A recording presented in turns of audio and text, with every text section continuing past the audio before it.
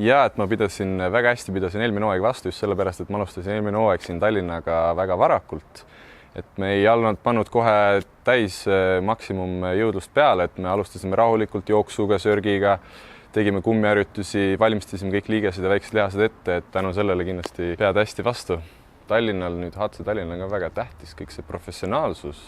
Filosoofia on paigas, mulle väga meeldib see, mis Risto teeb, et alguses ma ei saanud nii täpselt aru, mis asja ta siin HC Tallinnaga üritab ajada, et okei, tubli, teeb uut klubi ja muidugi ma olen suur fänn, et Eestis üritab käsipalli promoda.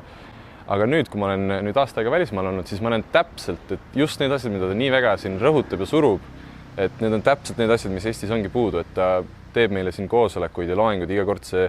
söömine ja see professionaalsus, et nüüd ma saan täitsa hästi aru, et ise oma silmaga nägin, et ei ürita meid niisama peenestada umbes, et meid 8 tundi iga päev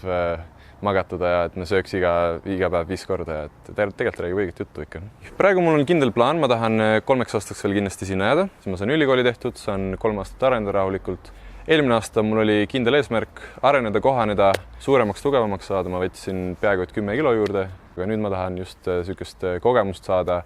ja rohkem just seda väljaku nägemist ja rohkem tarkust sükest. Muidu ma eelmine aeg mängisin vasak sisemist lihtsalt jõu pealt, aga nüüd ma tahan mängida ikkagi rohkem kiiremat käsipalli ja targemat käsipalli.